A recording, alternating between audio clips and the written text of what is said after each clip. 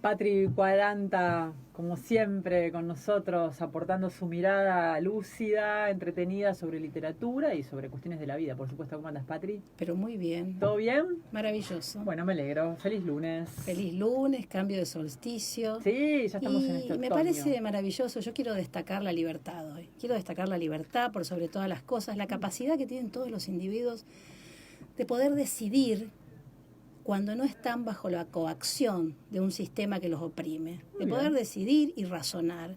¿Y por qué elijo esto hoy? Porque hoy es 25 de marzo y ayer hubo una conmemoración muy importante en la historia de nuestro país y a mí me pareció fundamental celebrar la democracia, celebrar la libertad, aun cuando haya muchas cosas que necesitamos mejorar, resolver, encauzar, y podríamos poner muchísimos verbos. Pero hace mucho tiempo que estamos viviendo en libertad y a mí me parece maravilloso celebrarlo. Y hoy 25, un día después de la marcha que fue muy importante en todo el país, yo digo, amemos la libertad, celebremos la libertad. Entonces pensé en varias cosas, en cosas que yo había escrito, que tienen que ver con algunos de mis 2 últimos libros, que es mi preocupación por preguntarnos siempre acerca de cómo resolvemos nuestros problemas los ciudadanos que vivimos en democracia. Y mi preocupación es poder salirnos del cauce de la violencia, no resolverlos con violencia, ni verbal, ni física, ni de ninguna manera, y empezar a construir otros discursos. Todo un desafío. Todo un desafío. Sé que es difícil, sé que cada uno a veces está de alguna manera atrincherado en su manera de ver el mundo. Sé que hay paradigmas que están cambiando, pero precisamente como estamos cambiando, como estamos en paradigmas nuevos y en nuevos desafíos, tenemos que poder pensar en esos términos. Y en primer lugar traje para recomendar un libro que a mí me gustó muchísimo, de un autor chino que se llama Dai Zijie, se llama Balzac y la joven costurera china. También fue llevado al cine y el autor es un autor que a mí me conmovió. Nació en 1954 en la República Popular de China. En el 76 ingresó a la universidad para cursar Historia del Arte. Después de eso estuvo estudiando cine, donde obtiene una beca para estudiar en el extranjero y llega a Francia en el 84. Descubre el cine europeo y queda muy impresionado con Buñuel y con muchos realizadores de cine. Y una de su primera novela, esta es la que yo traje, se puso también como largometraje, que es Balzac y la joven costurera china. Este libro tuvo un éxito digamos, no solo de edición y reedición. En Francia se llegaron a vender ante la primera edición más de 100.000 ejemplares. Fue un éxito absoluto. La película en China fue prohibida, por supuesto. Sus siguientes novelas, El complejo de Salamandra, 2005, obtuvo prestigiosos premios en Fémina, Una noche sin luna.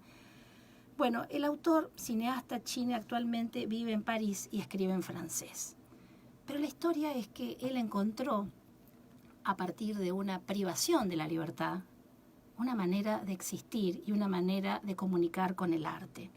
Esta historia es un libro hermoso, se puede leer con mucha facilidad y la película está también para poder acompañar los 2 lenguajes. 2 adolescentes chinos son enviados a una aldea perdida en las montañas de Fénix de Cielo, cerca de la frontera con el Tíbet, para cumplir con esos procesos que Mao Zedong instruía reeducar cuando alguien cuestionaba algún tipo de planteamiento de este régimen, que en algún momento nació para dar un montón de soluciones a los chinos, pero en algún punto se olvidó de la libertad. Y por eso la mirada tuya, Patricia 40, porque traes el tema de la libertad para conmemorar un nuevo 24 de marzo, pero la lectura que elegís es también para recordar que cualquier régimen totalitario es pésimo. Exactamente. Y por supuesto el comunismo también lo es. Exacto, claro que cuando hoy pensamos en categorías que a mucha gente le preocupa, yo digo casi como fui los otros días y digo categóricamente, decir de derecha y de izquierda son categorías antiguas, en desuso. Necesitamos pensar las soluciones y los problemas de nuestro mundo de otra manera. Y pensamos que también incluyendo, no excluyendo, es que vamos a cambiar las cosas. Resulta que estos muchachos que van a vivir esa experiencia, que por supuesto es muy terrible y muy de límite, les pasa algo muy interesante, que es que tienen con ellos una maleta clandestina.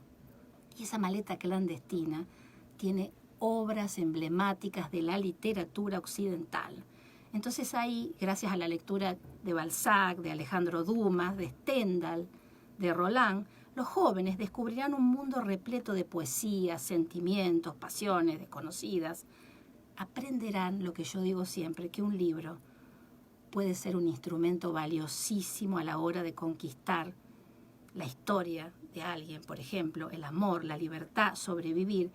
El relato tiene un carácter autobiográfico, Ajá. porque de alguna manera representa parte de lo que el autor vivió. ¿Los atrapan o no los atrapan con esa lectura prohibida? No, la historia es buena, o sea, yo lo voy a dejar para que lo lean, pero lo que quiero destacar esto, que me parece fundamental, es que en un estado de opresión, la literatura lo salva. Y lo salva en muchos sentidos. Cuando yo digo, la opresión a veces puede ser interna. La opresión no solo es porque alguien está metido en una cárcel o está transcurriendo un régimen de prohibiciones, sino también porque uno mismo no se permite salirse del molde a veces, ¿no? Y creo que siempre la invitación a la lectura, ya de la novela, la literatura, la poesía, en términos generales, nos permite otro tipo de equipaje en nuestras vidas. Totalmente. Ese equipaje que no pesa. Cuando uno está muy saturado por alguna cuestión personal, meterse en otra historia para salirse de la propia historia puede ser sumamente sanador. Descansamos la mente, el run run interno. Pero bueno, para eso hay que tener un poco el hábito, no digo la cultura, el hábito de leer. El hábito y el ejercicio, porque esto que yo dije al principio, lo que implica la libertad es un ejercicio que se hace trabajando con conciencia al respecto. Y yo sé que tengo mis limitaciones en este sentido, porque no puedo decir todo lo que se me ocurra y de cualquier manera. Yo te escuchaba de soslayo algo que estabas recomendando con un libro, y de alguna manera tiene que ver con esto de pautas, de normas. Es decir, si queremos construir una sociedad mejor, tenemos que pensarnos entre todos. No hay modo sino. Y traje un pequeño texto de mi libro último, que ya este año cumple, justo por esta época yo lo estaba presentando, va a cumplir 2 años. Ajá. Y ya después vendrá el nuevo. Muy bien. Pero este texto es una condensación que yo elijo pensar como una práctica de libertad. Y se llama El silencio de Buda. Te escuchamos, dale. El curso zen de respiración no alcanzaba a exhalar todo lo vivido en ese instante. Detrás de los grandes y abigarradas copas de jacarandás, la silueta emergía inquietante y azorada. El cortejo marchaba. Se abría paso lentamente. Esa multitud, cuyo silencio ensordecía las calles, estaba compuesta por hombres y mujeres, jóvenes, muy jóvenes. Solo una mujer en silla de ruedas irrumpía en las exequias, con un chirrido repetido y cansino. De vez en cuando se veía alguna mirada agazapada en las ventanas de las casas bajas que conformaban ese pueblo del norte santafesino. Al llegar a las puertas del cementerio, la silueta se acercó. Un sombrero negro y anteojos oscuros daban intensidad a la noche fría y apretada, de nubarrones. En el cajón venía mi primo, Nica Fernández. El que esperaba era Santucho. Había llegado de incógnito para despedir a su amigo. Como un relámpago, como una luz, una burbuja en un arroyo, el parpadeo de una lámpara, un fantasma, un sueño. Desapareció. Nadie jamás supo de esta historia.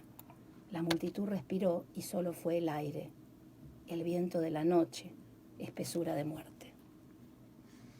Tremendo, muy fuerte. Y la historia, en este caso, es real. Lo que no es real es pensar en el budismo y en la respiración zen para reflexionar sobre la violencia. Uh-huh. Y yo, en este caso, me lo propuse con una intención, digamos, muy fuerte en ese sentido. Así como al principio empecé diciendo, ¿cómo tenemos que pensarnos? ¿Cómo pensamos que las historias van a ser contadas? Y te quiero contar que esta historia apareció en mi vida después de haber publicado este libro y haberlo ido a presentar a Reconquista. Retaí los Tuyo, donde yo Patricia cuento 40. una historia que tengo similar a esta en relación a mi primo, pero que es la mirada de un niño que registra algo mínimo que puede registrar con ojos de niños. Ujú. Lo que me pasó con esto, y ahí viene la reflexión y de alguna manera hago el círculo con el Sí. principio de la charla, es que el haberla contado permitió que otras personas que son parte también de mi familia se animaran a contar esta segunda historia, que nunca nadie la había contado. Y aparte, a tal punto que mi hermana en ese momento recuerda que ella estuvo en esa especie de peregrinación que fue el entierro y no lo recordaba, porque algo durante mucho tiempo se había clausurado, que era la libertad de recordarlo, Los bloqueos en este caso. emocionales. Efectivamente. Ujú. Entonces, bueno, por eso me parecía interesante contar los puntapiés y contar también esta relación con Dai Sei-ji, este escritor chino que a mí me fascinó, porque él no dejó de pensar en China, y si bien vive en Francia, y cualquiera podría decir, dejó la comodidad o la incomodidad que le daba, en realidad fue expulsado de su París, se tuvo que refugiar en París. Un refugiado político. Exactamente, sería. pero no deja de pensar en China, en su pueblo, en sus costumbres y en destacar aquello que él considera que vale la pena recordar. Ujú. Y en este mismo sentido es que me pareció importante como a través de en este caso son los grandes temas de la literatura, que vuelve a hablar siempre de lo mismo, de la libertad, de eso que nos hace falta en todos los espacios, Sí, claro. para crear, para vivir, para respirar. ¿Es traducido directamente del chino al español o, Sí. o pasa por el medio de otro Hay idioma? distintas traducciones, pero Ujú. este es al español directamente. Directamente al español. Y ¿Se consigue en librerías? Se consigue en Patricia? librerías y la película, no sé si está en... Vamos a mostrar de nuevo. Mostralo. Yo la vi hace mucho tiempo y vi primero la película Teneme que no puedo y decir. después leí el libro y me gustó mucho. Bien. Y sobre todo me gustó mucho, en todo caso, lo que a mí me dejó. Esta relación de poder entender que todos los contextos de alguna manera nos posibilitan otra cosa. Que la libertad también está por sobre todas las cosas adentro de uno y hay que buscarla y hay que poder trabajar para ello y ser consecuente, ¿no? Clarísimo, clarísimo, Patri 40. Muchísimas gracias como siempre. Gracias por tu reflexión sobre la libertad y por la lectura de tu poema y la recomendación de este libro que repetimos se llama Balzac y la joven Costurera china. costurera china. Dai Si Jie, autor chino. Perfecto. Muchísimas gracias. Hasta la semana que viene. Cada día más libres.